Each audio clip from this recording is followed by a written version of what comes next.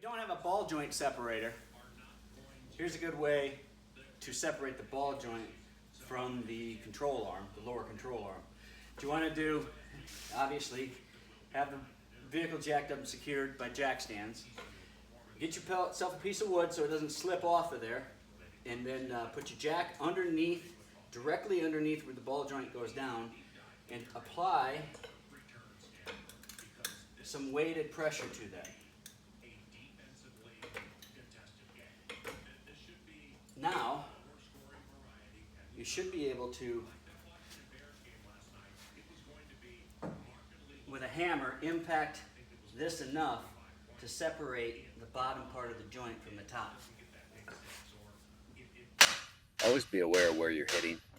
It will take some time and a bunch of different angles to get that to break loose, but you will see, and you'll hear here in a second, the different sound when it finally does break loose. There she goes.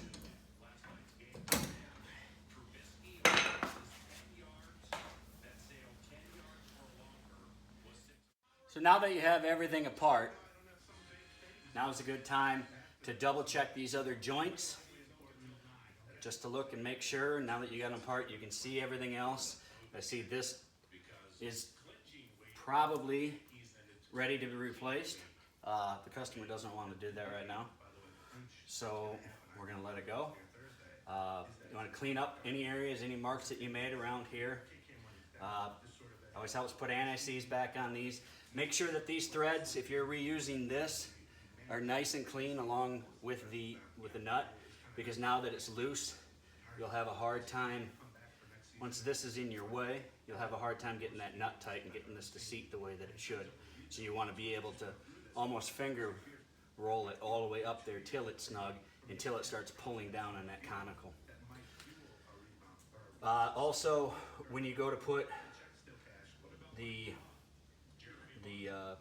hub back on and the carrier for the brake caliper, make sure that you put some Loctite on there just to make sure that they don't come apart on you.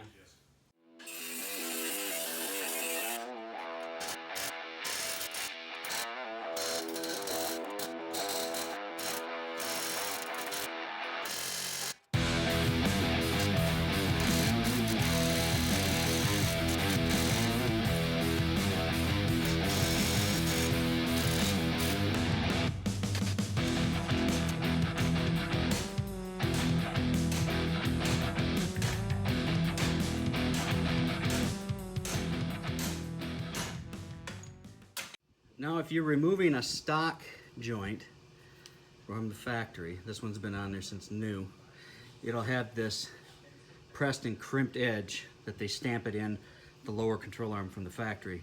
And you'll either have to take a grinder and cut it, or an air chisel and squish it in and cut it to get this off of there. And as you can see, it's hard to see here, but there's a lot of movement vertically here, or laterally as I show it. Here's the new one from Napa, and as you can see here, if one's in there like it already, or the new one, it takes a snap ring to hold that top in instead of that factory crimp.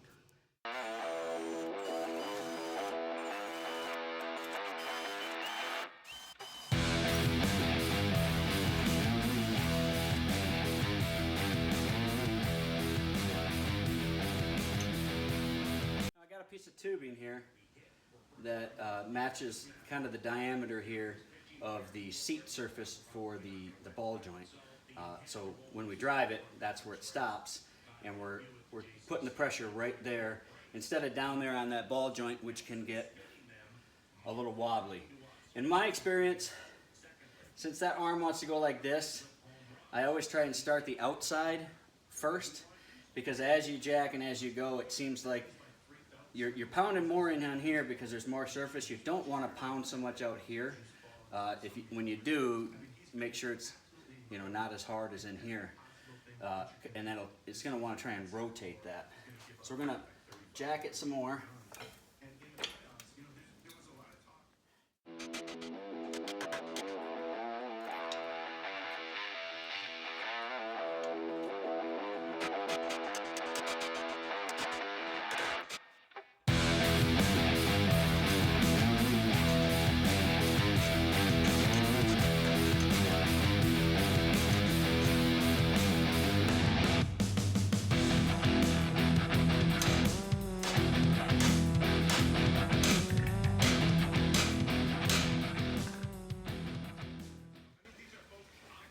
And now we're seated. And you see, this is the beefiest part. This is where I hit mostly. Very little out here.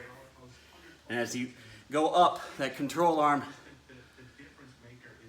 the angle changes. So the angle on this has to change. That's why you start it a little bit cockeyed to the outside, first going in. And now you can let your jack down and finish buttoning everything up, putting it back together.